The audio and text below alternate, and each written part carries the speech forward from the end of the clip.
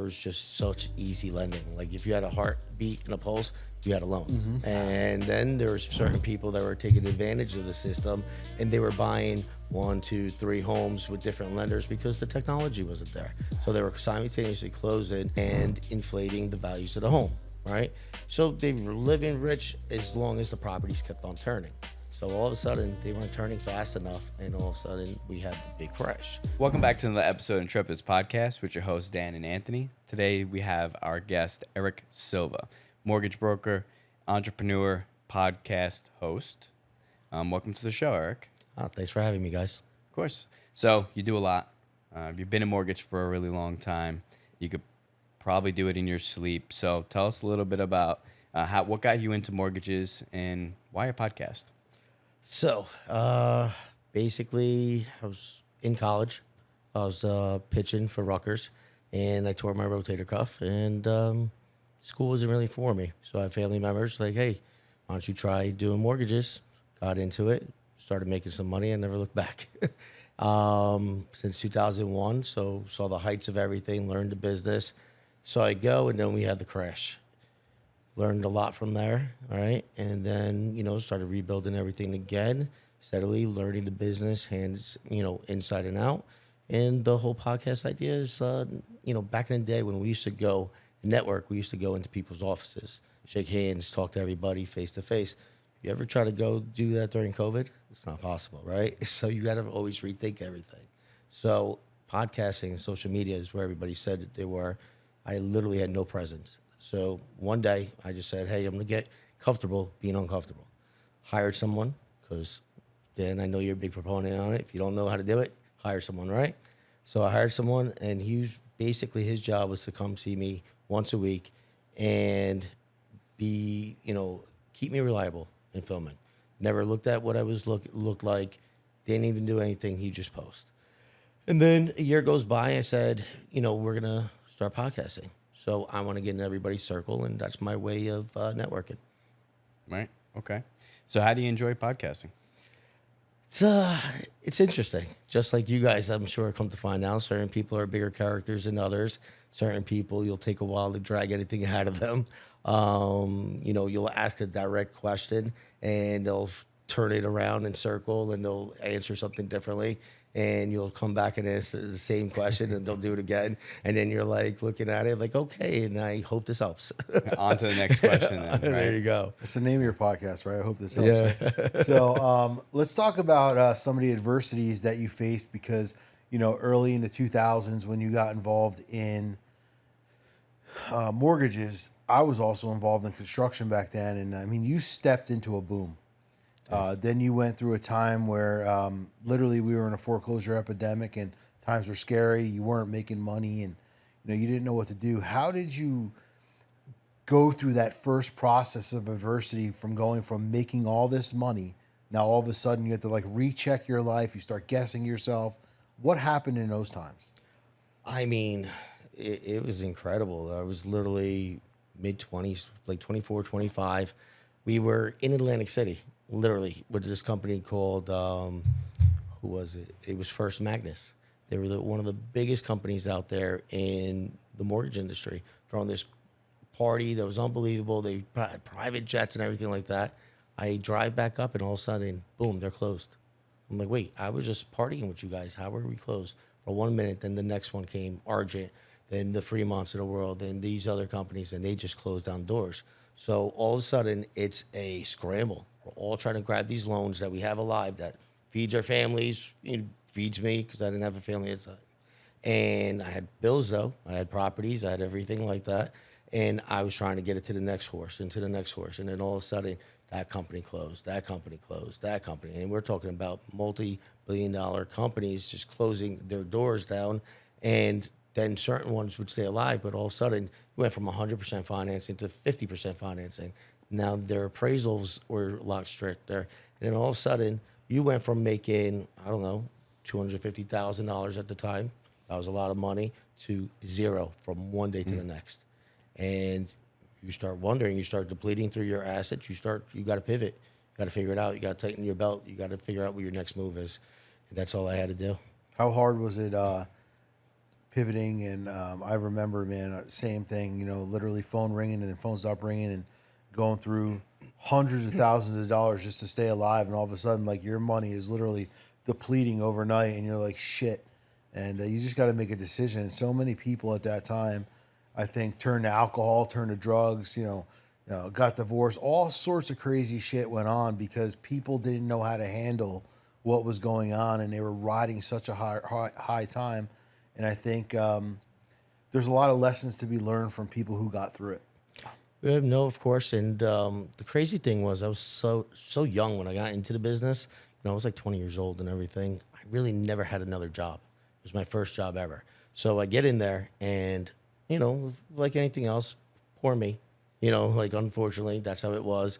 But then after 30 days, I was like, all right, I got to scramble. I got to figure something out. The one thing, I own properties. I tried everything. I tried negotiating. I tried to do this. Unfortunately, I won't lie, I'm not above this. And it's a life lesson that I learned is, I had to declare bankruptcy because I wasn't making any money. All right. But I was able to keep all my properties.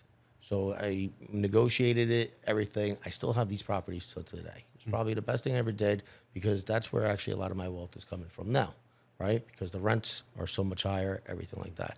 And then just a grind, all right, how to rebuild my business from the ground up. A lot of those guys, left the business, everybody I was doing business with.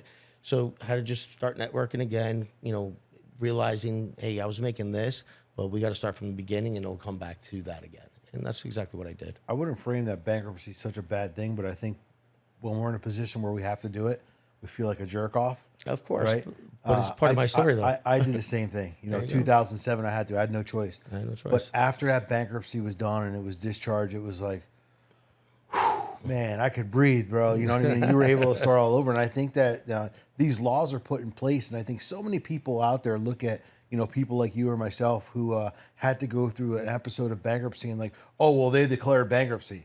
Bro, we took a fucking risk. You know what I mean? Like, we did what we had to do, what you were not willing to do. And the laws apply that, hey, if it doesn't work, you can wash your slate clean.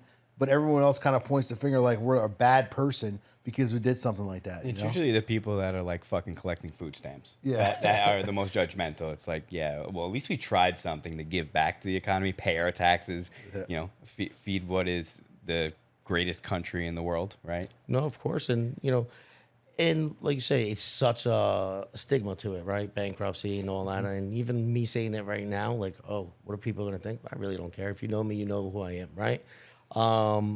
But that's all I had to do. But you know something? I know a lot of people that had more than me, and they didn't want to risk their money, and they just decided to let their properties get foreclosed because at the time it would take about 7 years to do so. They were collecting those rents. They were still living good. They didn't want to go through any diversity. And then they bankrupted, but they lost everything. And those same people now, I know a lot of them, they don't have nothing. You know what I mean? Like, all right, at least I did it for the right reasons. That's how I feel. Yeah, so you said before, when in the midst of, the downturn of the economy, lenders were going out of business, mortgage groups were going out of business, you said something that I don't comprehend. So you said everything went from 100% finance to 50% finance. Can you explain that? So basically at the time, I mean, there was just such easy lending. Like if you had a heartbeat and a pulse, you had a loan. And then there was certain people that were taking advantage of the system and they were buying 1, 2, 3 homes with different lenders because the technology wasn't there. So they were simultaneously closing and inflating the values of the home, right? So they were living rich as long as the properties kept on turning. So all of a sudden they weren't turning fast enough, and all of a sudden we had the big crash. There's that movie, what is it called? The Big Short, right? Watch that. It's a great movie. But what I was saying is, the certain companies that stayed alive, they went from 100% financing. It's like, oh yeah, we have a program, we could do 50 loan to value. Well, these people couldn't afford 100% finance. How are they going to afford to put 50% down? So there's one risk towards it. And the funny thing is, everybody's afterwards were so scared about, there's another bubble with the real estate and everything like that. Besides the easy financing, what people don't realize, there was also a supply and demand factor. For every person that was buying a home back then, there was 5 homes to be sold. Now you reverse that around, and that's why we won't see a bubble. Just want to clarify that to those haters out there. No, I appreciate that. So what is the concern now? Are there any concerns now? Any stipulations about the economy and what direction housing is going? I mean, we definitely need more affordable homes, I believe, right? I think it's great if you own, you're seeing value, right? But what about those people, our kids one day, and they're trying to purchase? I mean, especially in New Jersey, going rate for a brand new single family home, right? It's like $1 million. You name a spot, it's literally $1 million.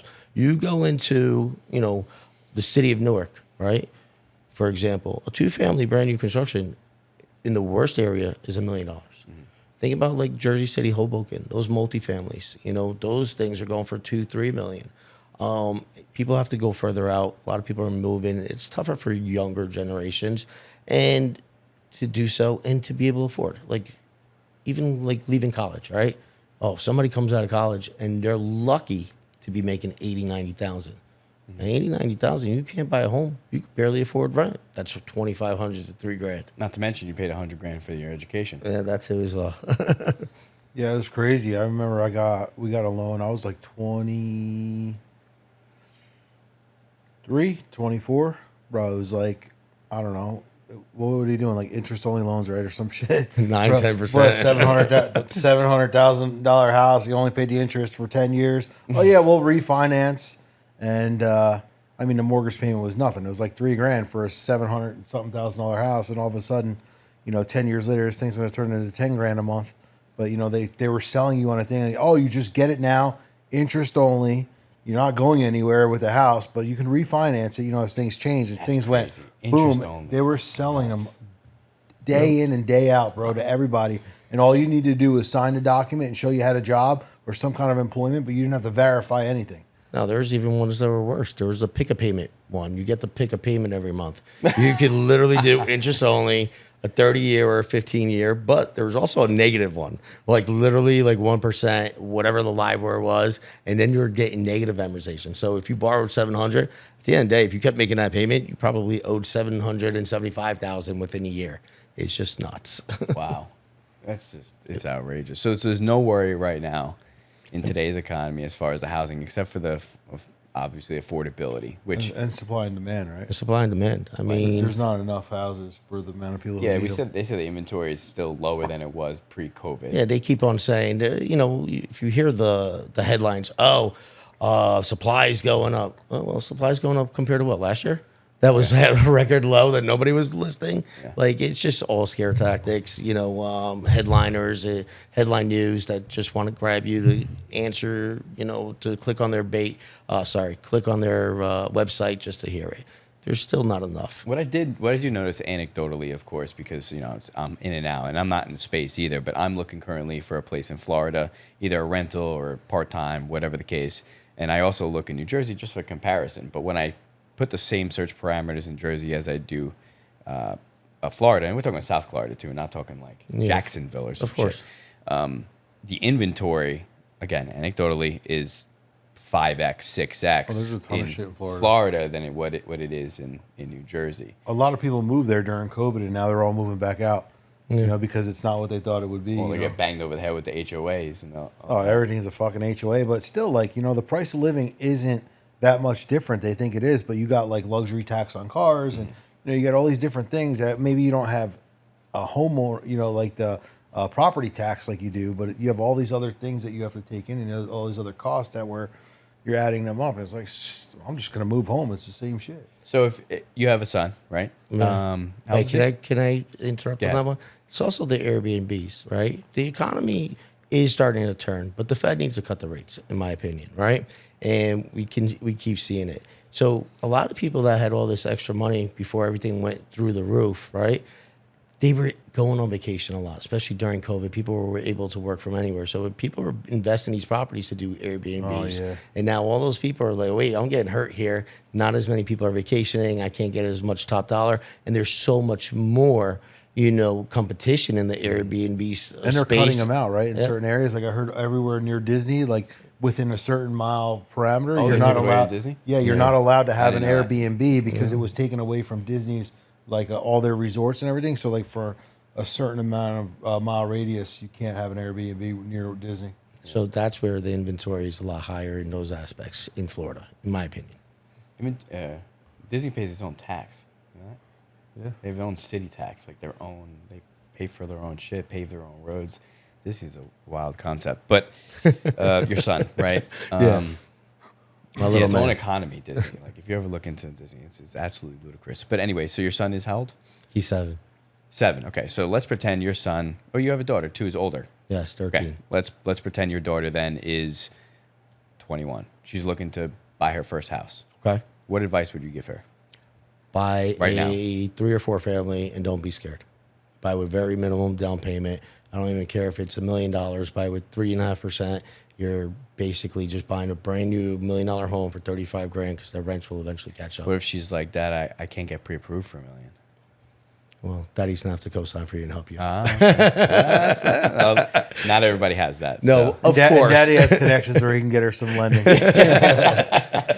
Interest only. All right, so you're saying a regular person, a regular 21-year-old. I mean, there are DPAs for that, but then again, if you're buying $1 million 3-4 family, you're not going to be able to use a DPA for that. And anyone that doesn't know what a DPA is down payment assistant. Okay. Basically, I would say, and this is what a lot of people are doing, and they are staying home and living with their families more because they need to save because they can't even afford rent. So if you got that advantage that you're able to live home, stop going out and buying Starbucks, stop going out and partying, stop going out doing all those things, and start saving some money. And because that's how you're going to grow some generational wealth. And in my belief, I think real estate is number one, right? You could make great investments in your regular 401k, IRA, in the stock market, steady 8%, but you're playing the long roll game, just like anything else, and that's fine as well. I think you should have a diverse plan to move forward. So let's talk a little bit about now that you're in the mortgage industry heavy, probably heavier than you've ever been. The economy is shaky, right? Like you don't know what the next turn is going to be. COVID was like great for you guys, but now all of a sudden, interest rates, no inventory. So you got to sell more and do more business to make the money you were. Now you have a family, you got 2 kids, you got a wife. You have a lot of responsibility now than you did when you were in your early 20s. Of course. How do you play your cards today when back then, like you probably just didn't care. You just went to work, spent money, did whatever you had to do. Then all of a sudden, bro, they just swept the carpet from underneath you. Now, how do you play your cards in the event that something may happen? So it's funny because that was the greatest lesson, right? You realize, especially in my industry, there's ups and there's downs, right? Like you said, COVID, great times. Rates were low. We were working like crazy, but we were making great money. But think about the rates were only supposed to be, temporarily rise. We're going on almost four years now that the rates are up, and there's certain people won't change and move forward with changing the rates, right? Because they have such a low rate. But guess what? Those same people are moving, and if they're smarter, they are actually taking out the money because they also know that the tax savings on the higher interest, right? But they also know the credit card payments are out of control, and they're trying to diversify and lower their payments. And they're also the ones that have the balls. Can I say that on your show? Yeah, sure, whatever you want. To actually go put their money to work for them. So, like I'm sure anything else, scared money makes no money. And that's exactly how I see it. Did that answer your question? I'm sorry, bud. Yeah. That answers my question, but at the same time, like I think you've probably set yourself up and set your family up in the event that like the next 12 months we have a crisis, because now you have other people that you're responsible for besides yourself. Of course. So I know I did the same. Like when I went through bankruptcy, my whole vision was like when I was young and from 17 to 24, I was like, yo, I'm going to make $1 million a year in construction. Boom, boom. That's what I'm going to do. And then after I went bankrupt, I go, the stupidest thing I ever did was spend all my time in one place trying to make $1 million. Now, how do I diversify that where I can make 5 opportunities, create $1 million, even if they only made $200,000 each, and 3 of them went away, I'm still going to make $400,000 a year, no matter what happens in the economy, because everything won't crash at the same time. Of course. So that's how I set myself up to have money operating in all different outlets and distribution centers. So in the event that this kind of business falls apart, that kind of business falls apart, hey, I still have this one, and this one. You know, So if I can only speak for myself and what I did. So I own a lot of real estate. I got a lot of doors, and especially now that the rents are up, I've been actually just cleaning up my own stuff and actually increasing my rents and making sure I'm more profitable in that way. I also, like I said, the 401ks and the IRAs and the stock market. I definitely have money over there, and I'm also quick to where if something does go back quick, I have quick access to money as well, so I can pivot and do those things. And I'm always looking at different avenues and different businesses where I want to get into as well. a lot of people that we've had on our show who we believe and see that they have a secure future. They have a lot of doors. They own a lot of real estate. And I think it's important to know, like, everyone doesn't realize how important and how major real estate is as an asset in your life, how it keeps compounding into higher values in your life. And people are so scared. So you said before, scared money don't make money. Yeah. Like, if someone out there was listening, like, they own a house, how little of an income drop as far as a down payment or whatever would they need to buy an income property that's going to produce just a little bit extra money? And what would that look like in 5 to 10 years for somebody? Quite a bit, actually. You need quite a bit. 20%, right? No, it depends. It depends on the property itself. 4-unit, chances are 25%. If you have experience and you have relationships, that goes a far way, and you could probably get as little as 15. I mean, I'm looking. So I do a lot of comps, ton of comps, right? I like math though, and I'm a nerd. You saw my Excel sheet. So I do a ton of comps, and I'm looking in Florida for obvious reasons, right? Just explained it before, but my mother lives there. But anyway, so in Florida specifically, and I've done this in New Jersey, certain areas, mostly North Jersey, where it doesn't make sense, but 20% is not nearly enough to actually make a return. If you do the comps in a place like Florida, and I think a lot of it is because of the HOA, but even some places in New Jersey, you need at least minimum 40% in order to return. Oh, yeah, to have a return in that way, yes. A reasonable return, and like above 5%. But it also depends. What are you buying? Are you looking at single families or are you looking at multifamilies? Out there, it was single family. All right, so there you go. That's less doors, right? Yeah. So if you look into something that's a 2 to 4, now you have more doors. So let's say $1 million 4-family, averaging $2,500 per unit. That's $10,000. Put 25% down. That's $250,000. $750,000 loan. You'll still generate, let's say, maybe $2,000. Oh no, depending on taxes, insurance. That's not a lot of money, right? But while you're paying down, you're paying down your loan. You're increasing every year. You're gaining the appreciation. You're getting the tax benefits. And guess what? You in that house right there, still making you money. But in 5 years, you could take that money back out and buy another one. And you could keep doing it and doing it and doing it. And that's how I look at it. Yeah. How do you factor in cost of repair? I mean, basically, I always keep about 15% of my total rents to a side just because of that. Is that obtainable with only 5% over mortgage? I'm sorry, rent? So if you're only making 5% over mortgage, your mortgage payment, is it possible to obtain 15%? I mean, of total mortgage? Honestly, it depends on the person, right? So it depends on what your current mortgage is, correct? So no, when your question, since you're a math geek, no. I know the answer is no. I just wanted to see, how do you conquer that, right? Like, how do you step back and say, all right, how do I actually I think he's save? looking at properties that are going to have a better loan to value, and they're going to give him a better return every month. Yes. So the more doors he gets, even if, let's say he bought a 4-family somewhere, I mean, the way I would look at a 4-family for me is like, hey, I don't know what a 4-family looks like. What's a 4-family? In Florida, there's plenty. Really? 2, 3, 4, 5. There's usually like in Florida, they're like I'm 2 not units used side to side. I've never seen a 4-family. Yeah, my uncle owned like, one growing. They're right and next then to up. yeah, and Almost like a condo. Like they look like they that. look over like there in that. Florida. My uncle bought one many years ago, and he had a 4-family, and he had the 3 rented, and the one was for him, and he still made $2,500 a month. Yeah, that's good. You know, I mean that's where that's what I'm saying. Now it's a lot more difficult. no, because I rents go rents up. are up. Rents as are well. up, and you want to try and buy something that's already rented. You know, so that you already have the income coming in, and someone needs to get out of it. Like maybe a property where a kid inherited it or something like that, and you just want to get rid of it because they don't want to. Finding the deals is an exception. Yeah, they're out there. They're out there. You got to, just like anything else, you got to put time in. You got to work it, and you got to be persistent with it, right? And like you said, your uncle, right? I'm guessing he's Portuguese. Yep. That's how they all started over. Yeah, he's since passed away, but he was sorry to hear that. extremely smart.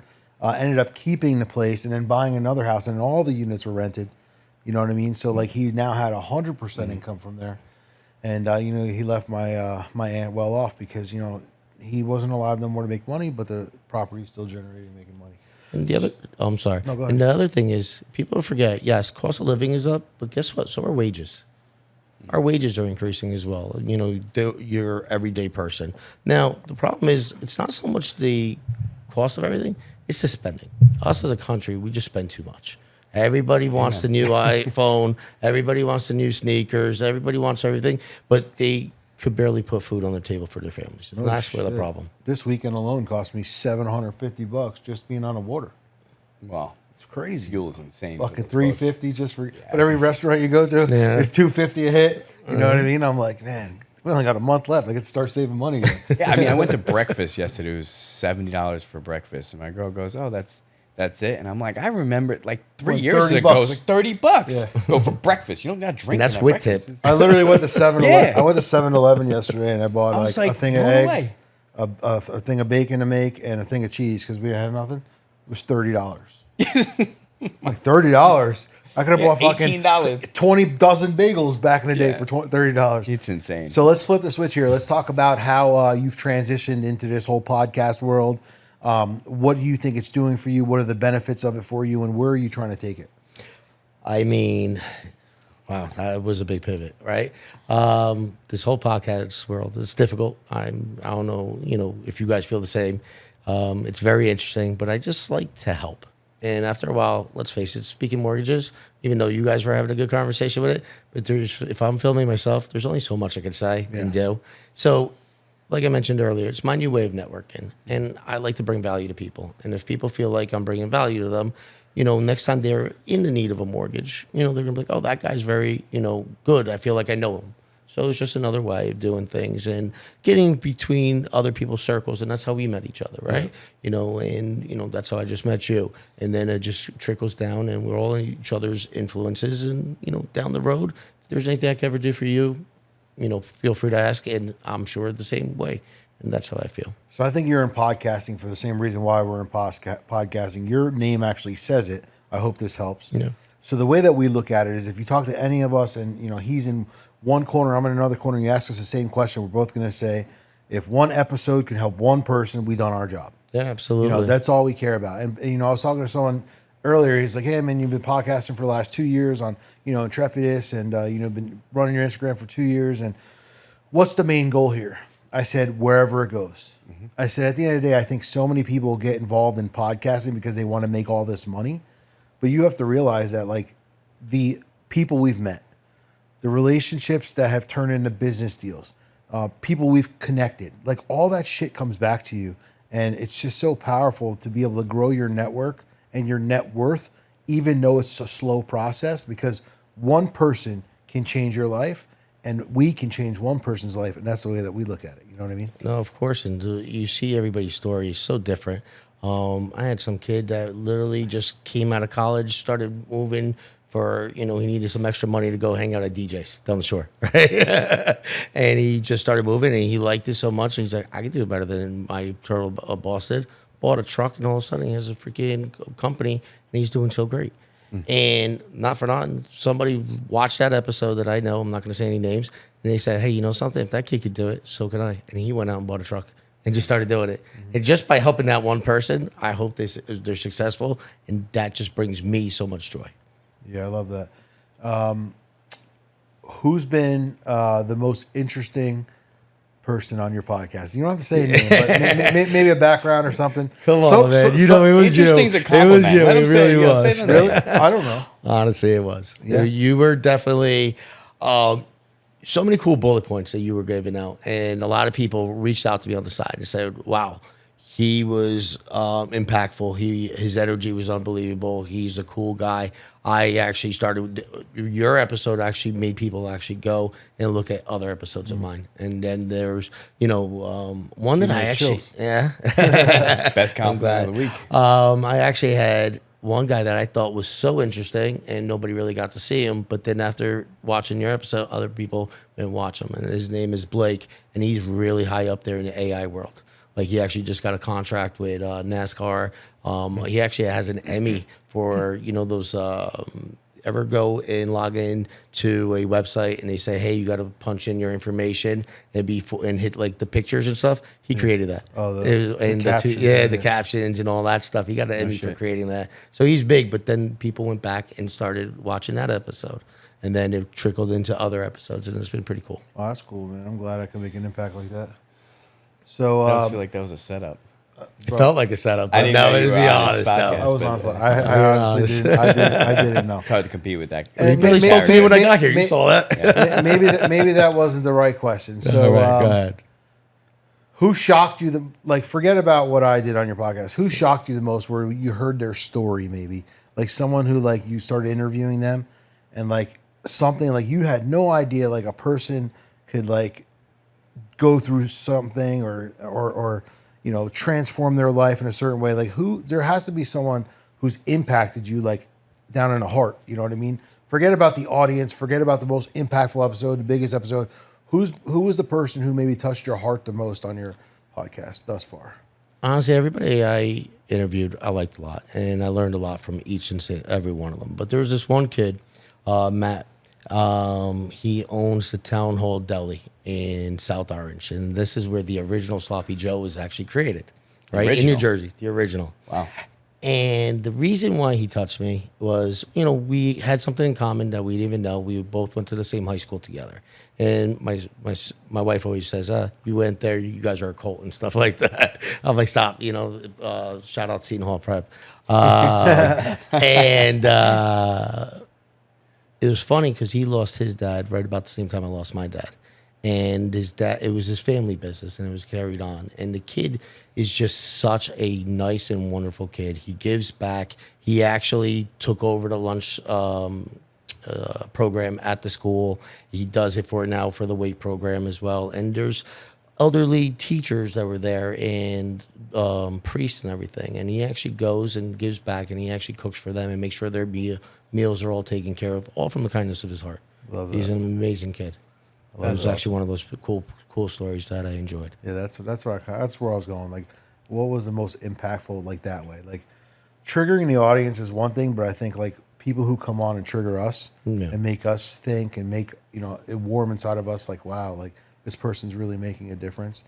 We've had quite a bit of people who have been through recovery. Now the shit that they're doing in this world, literally came out of recovery, and they're impacting life after life after life. And that's super powerful for me. I think more importantly, because my brother was in recovery, has been in recovery, and he was an addict for a long time, and I see him doing well. He's since just moved to Florida a couple weeks ago. Just watching people change their life, and not only that, helping other people and bringing other people along with them, because I think these people get categorized in such a place where it's you're a scumbag, you're this, you're that. But people always look at their past. They don't look at what they're trying to do and how they're trying to help themselves. And those are powerful ones for me. When I really see how someone really digs deep inside of them, knowing that they don't want to be this person anymore. They come out, they change. Not only do they change, but they fucking impact. I mean, look at Ray we had on our episode a couple weeks ago. I mean, this guy, man, hundreds of millions of dollars, but not just because of his purpose and what he's been trying to do and how he's been trying to engage, and by doing the right thing, from being the bad guy to being the good guy, it's just so incredible. That's awesome. And congratulations, your brother. I mean, recovery is a real thing, and I know a couple of people that have had some substance abuses, and it hasn't worked out so well for them. Yeah, it's tough. I mean, listen, I pushed on him. I was the one who made him go to rehab, made him do things, even though I felt it wasn't my place. I had to, because he's the only one I got, And, for this day, I still hope that he's grateful, and I'm grateful that he took the chance, not only for him, but for his daughter. And I believe that if it wasn't for me, he'd probably be down on the street. But, you got to realize that, this is a disease and people don't know. So outside of that, let's talk about your kids.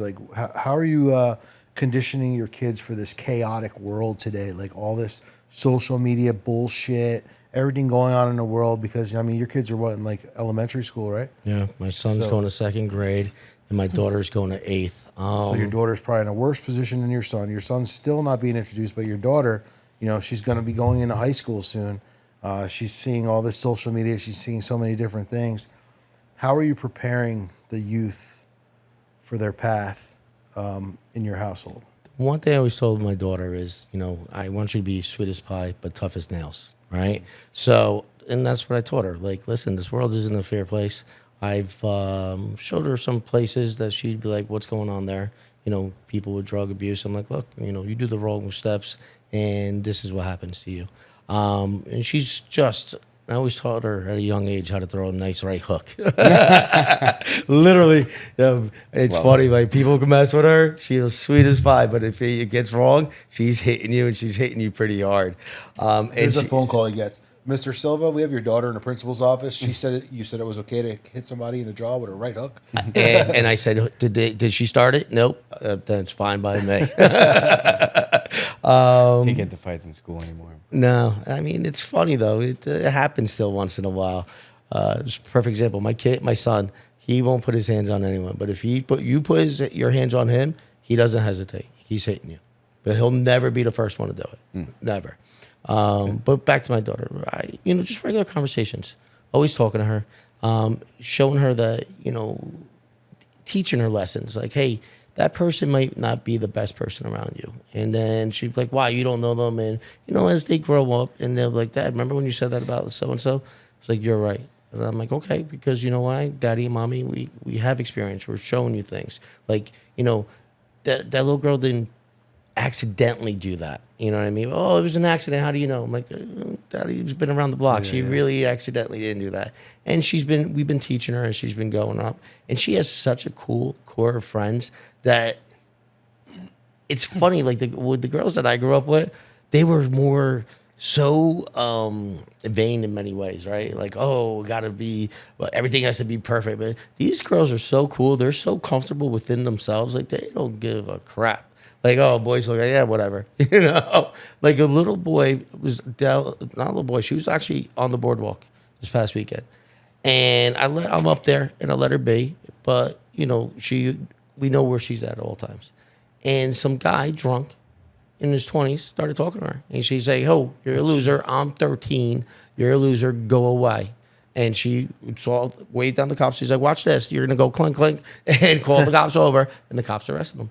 Wow. Because she was smart enough, because I've always taught her, and she knows what's right and wrong.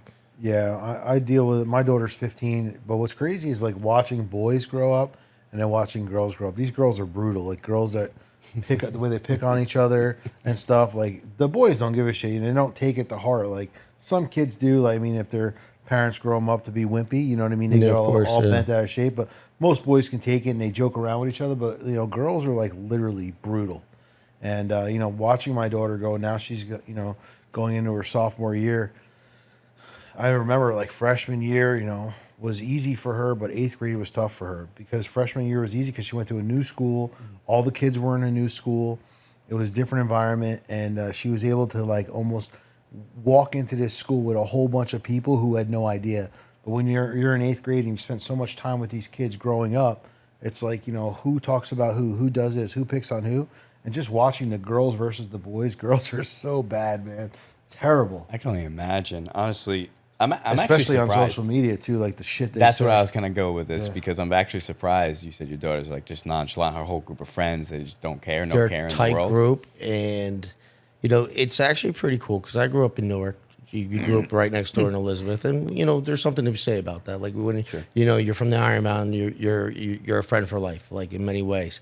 And the town that we moved to, there's a lot of people that their parents grew up the same way we did. So I feel like they're a tight group like that, and her core friends, they all have the same values, and it's actually pretty cool. And if you mess with one, you mess with all. And because there was an incident, some outside girl actually said something to my daughter, and before that girl was able to even say, my daughter was able to even say something back, all her friends jumped on her.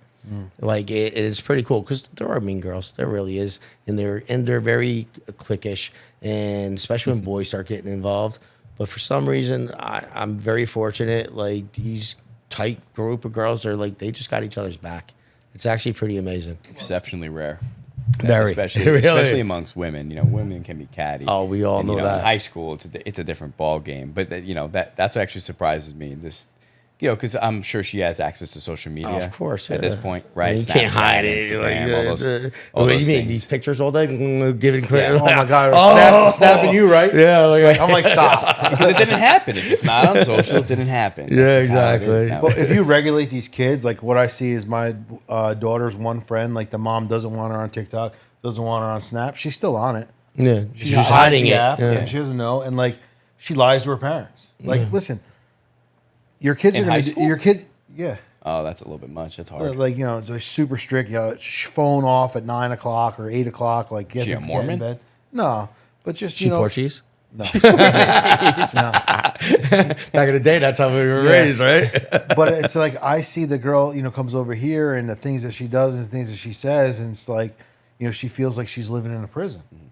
You know, and I'm not going to do that to my kid because, like, I feel like when you try to distance your children from what the world's doing and don't let them at least participate and see and kind of like play in the world, and you know, they have to feel it, they got to touch it, they got to understand it, and they got to be a part of it. When they're totally absent from it, it just encourages them more to almost be bad and be, you know, the worst they can because they're hiding it and they want to get in as much as they can before they get caught. So it turns these kids into bad people. You can't keep your kids in the closet, especially today with social media. Yeah, that's one theory for sure. I mean, I view it. I don't have kids, right? I don't have any kids. So, by the way, no, Okay. Single, no kids. But At least that he knows about. Is this a That I dating know show about. or is this speed dating single no next. kids? Yeah, next episode. But hold on. But I find that. Go ahead. Oh, I'm sorry. Go ahead. No, I find that. So you're saying keep them away from the real world. I don't think that's the real world. Well, that's their real world. The problem is that, and high school's a little bit different of a story because that's when you're introduced to like the real world, right? You don't shit until you're fucking in high school, unless you grew up like me and taking buses at 6 learning years it in old. like middle school now. See, that's a problem because what they see in social media is not real. I mean, for God's sakes, my girlfriend just told me that you hear about this, the woman the trainer who got killed, the orca whale. It's all over the internet. No. It's fake. The whole thing is fake. She was convinced that it was real. She doesn't obviously fact check shit. But so I had to fact check it because I haven't heard about this. Why haven't I heard about this? And if you look on the internet, it's actually scary how many articles have been generated by AI. Videos, articles, like real encounters, real footage that they've taken from other times where trainers have been hurt or killed. And the whole internet believes that this fucking thing is real. So it's not real. It's the way I'm not saying real like that, but this is. Let's take it a different way. Kids don't text or call; they Snapchat. This is how they communicate. Yeah. So the Snapchat isn't like the internet. It's not Snap's Instagram. different. Yeah, Yeah. they're snapping. This is how they're connecting with each other. So it's like if I ask my daughter, like, do you have such and such phone number? No, but I got them on Snap. They don't have phone numbers. Yeah. They communicate through Snap, and this is how they do things. So that's what I'm trying to say is like the one girl's mom's trying to keep her off Snap and keep her off TikTok. So when she does make a video, now the video probably shouldn't have been made because like, oh, all right, let me get this out, you know, before I get caught, right? Kind of shit. I think the best thing we can do is just teach our kids what's right and wrong because we'll never be there. And the tighter you hold on, what's going to happen when they go and run through college? What then? Mom and dad's not going to be right around the corner, right? If they choose to do so. Or when they go out in, out in the real world, they need to know how to fight their own battles. They need to know how to know what's right and wrong. I was so proud about that story that I just told you a little while ago that my daughter was smart enough to, one, make fun of the drunk dude, and two, get him busted right there. Like, I was very proud of that. Yeah. Because obviously we're doing something right. And the whole social media thing, that's one avenue to navigate, and I give all the credit to my wife. She does all that. She takes care of that. She's taught her what's up with that because until 2 years ago, I really did very little social media presence, like I mentioned earlier. It's just nuts. Just grew up raising a girl. Like his daughter's in 8th grade, mine's going to sophomore. Like my daughter tells me stories about other girls who are kissing all these boys and doing stuff with all these boys, and my daughter's still like, ew, like whatever, you know what I mean? But she's like, now my daughter's like, oh, this guy's hot. Blah. I'm like, all right, well, talk to your brothers. Your brothers have to approve, and he's got to come wrench in the garage for a day. He's got a wrench before he can do anything. And I'll tell my boys to be like, hey, like Alexa said, so and so is hot. Can you check him out? Oh yeah, we're gonna add him on Snap too. You know what I mean? So they mess with her, like and that's what's cool about having like a big brother because it's like they're gonna keep her in check. Yeah, I love that. You know That's what I mean? actually awesome. That is cool. So what? So you see pretty steady, mindset wise, calm, collected. But what keeps you up at night when you think about business, family? I mean, there's always that scare, especially going through what we did when it comes to business, like in 07. Like, sometimes you're like, all right, do I have enough? Wait, I could do more and all that stuff. But the thing that keeps me up at night right now is family. My mom. She's fighting cancer. She's been fighting it for a while. Pancreatic cancer is one of the worst. She was very fortunate back in the day because it's one of those silent killers that by the time you find out that you even have it, it's too late. She was very fortunate because the bilirubin was being blocked and it generated jaundice and itchiness, and that's why we were able to find it. And she was strong enough to be able to do the Whipple procedure, right? It's one of the second largest surgeries till this date, right? And when we found out about it, they said, listen, we don't even know if we'll be able to go through the whole thing. We're going to open her up and, hopefully we'll be able to continue. We might open her up and we might have to close her up. She was able to go through it. She was cancer-free for a little bit. We were truly not cancer-free until, I think, the 6-year mark. That's why they call it remission, right? Yeah. Couple of years later, it comes back. It spreads, to other spots, but it's still pancreatic cancer. She's fine. She always handled the chemo. My mom don't complain. I go with her sometimes, and I see all these people complaining, crying, and she's like, what's the point of that? You know what I mean? Like, and not to take it away from other people because they are in pain, right? And unfortunately, like anything else, cancer's smart. It caught on to the last treatment, and we just had to start a new one. She's in a lot of pain right now, but she's fighting through it. She's doing radiation as we speak for 2 weeks, and that's taking away a lot of the pain for her. And she's starting chemo, and hopefully we'll start reversing those numbers because, I still need her, and she still wants to be here, so. That's what I found is that your mom's fighting. She wants to be here. She doesn't want to go anywhere. Yeah. And it's people like that who are going to fight everything until the tail end of their life. But it's the people who, they're, like you said, walk in the hospital, they're all complaining, they give up, and they're, poor me syndrome, instead of like, listen, I got to get through this. That like oftentimes, just like they're gone because your body shuts down based on the way you think too. Yeah, it has to be a will to live. Yeah. There has to be. I'll tell you what, I'll tell you one thing. You see people, right? They're big, they're strong, everything. The strongest man I know is some kid, Manny Perez, right? This kid, and you look at him, you're like, this kid's the strongest kid, I'm like, yeah. He was probably not even in kindergarten. He was diagnosed with leukemia. And people, Make-A-Wish was there, everything, right? They thought he wasn't going to make it. He beat it. All of a sudden, years later, comes back, right? Goes, he's doing fine, comes back. His brother comes, they had to do a bone marrow transplant. He's good to go. You look at him, that takes, like you said, it beats up your body, toll, right? Like, but he's been living a great life. He got married to a wonderful wife. He has his son, great. But guess what? A couple years back, comes to his brain, right? And he's fighting that, and he's back in remission. He's doing the radiation. Wow. He's doing everything. And the one thing he's like, listen, do me a favor, tell your mom, just be strong in the mind, because without that, if you go negative, there's nothing to come back from. And that is the strongest kid I know. Powerful. Hands down. Powerful. Very powerful stuff. And that gave me goosebumps. Yeah, About it. we got some for me too. Like, wow, 3 times? Yeah. So That's unbelievable. let's project your life forward in the next, let's say, 5 years. Where do you see yourself in business? Where do you see yourself? What are the moves you're trying to make? Like, what are you forecasting the Eric Silva life to look like in 5 years? All right, so my goal is to definitely add 4 doors per year for the next 5 years, right? And if I could do more, I will. Business-wise, my business is actually ready to take the next step. I put all the processes down. I got everything going. Now is actually, let's back up. Pure MG, I started with the company. I was one of the first offices that actually opened here, right? And I had a partner. And then things got a little tough. And, you know, he saw things going one way. I saw things going another way. We split up, and I didn't take anyone with me. I left everybody over there and all that stuff. It was just part of our agreement, and I didn't want to mess anything up. But when rates were tough, business was tough. So all I want to concentrate was on my processes, making sure I'm lean.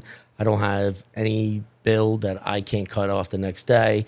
No long-term contracts. Everything, even my lease, is month to month, because got to be lean. Just one of the lessons I've always learned.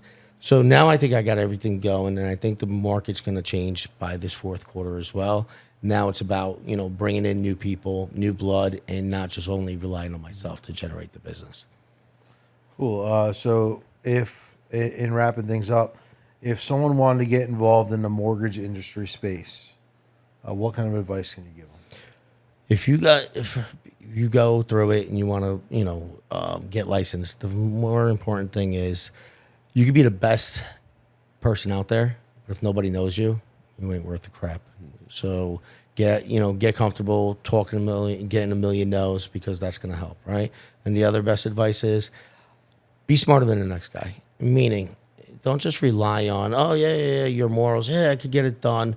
No, learn the programs, learn everything. 20 minutes of just studying, just like any other craft. If you want to be the best that you're doing, if you're playing baseball, you're not going to just go on the field and just hit a ball. You're not. Guarantee you, if you never touch a bat and you try to go hit a 90 mile per hour fastball, you're not going to know what happens, right? Yeah. Same thing with mortgages, right? If you don't put in the work and do all that stuff, you're not going to be good, and you're not going to compete with someone like me that could tell you all the programs from the inside and out. All right. Cool. Beautiful. Well, it was a pleasure having you on, Eric. Really learned a lot today. So if anyone's looking to get a mortgage, or you have a lot of competition, by the way, but it's get a mortgage, healthy. Or if they are interested in being a guest on your podcast, how do they find you? I'll give you the links to the show if you don't mind, and you can look me up at I Hope This Helps podcast, and my Instagram handle is eSilvaLoans. Great, appreciate it. Awesome. Well, thank you for being a guest, and we appreciate the conversation. Hey guys, if you're not following us on YouTube, Spotify, Apple Music, go ahead and do so. It really helps boost